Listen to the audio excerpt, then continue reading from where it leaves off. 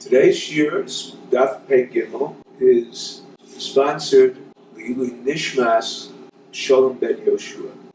First thing the Gemara discusses is teaching Greek to one's child.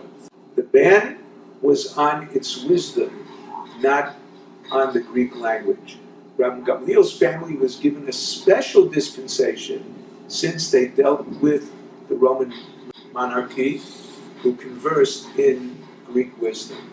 As far as raising dogs, one could keep a dog, but only leashed, except on the border. If he lived in a border city, he could unleash them at night for purposes of protection. Nahardah, even though it was a city which was in the middle of Bavel, it was considered a border town because any city that was surrounded by Gentiles was considered like a border city. There, people were permitted to raise dogs and unleash them at night. Spreading nets to catch pigeons. Even though one is required to distance a dovecot only 50 amos from the city limits, this is because the birds eat their fill from the grain they find in the first 50 amos. But as far as setting nets, since they can fly a greater distance, therefore one must distance the nets 4 mil, which is approximately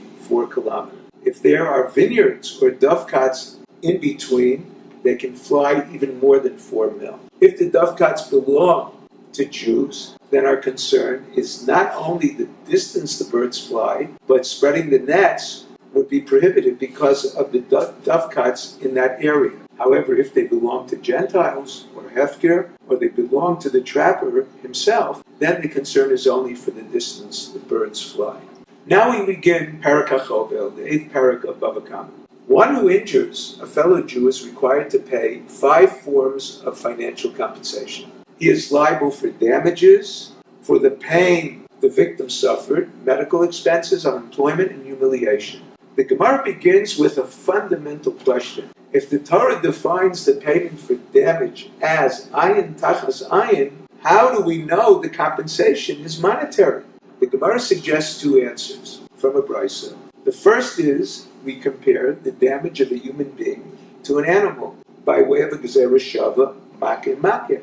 The second answer, the brisa gives the Torah concerning the murder of a fellow Jew says, do not exonerate the murderer by way of payment. We can infer that the laws of damages are different. Although a verse states in the Torah, Ish ki yakeh kol nefesh adam mos yumas, the Gemara explains this as there is no provision for a poor man to make less restitution, so he should not perish from poverty. In addition, there's another verse in the Torah that says, Kasher yitain mumba adam kain yinaseng bo, indicating kain yinaseng, a giving. What does he have to give? As the Gemara will explain later, it's a giving of money.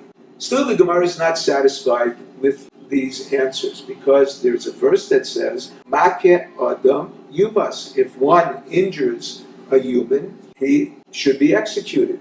Even though that verse applies to a person such as a parent, perhaps we compare humans to humans and not humans to animals. Therefore, we should say, if we're going to learn a gezerah shava, makeh, we should learn from one human, namely a parent, to another human, and rather than learning makeh from a human, from an animal to a human being. So because of that, the Gemara brings the verse, the second answer, which is, as we explained, from exonerating a person for murder, one is not allowed to accept a monetary compensation, and we infer from that that for the purposes of a human injury, one is permitted to monetarily compensate.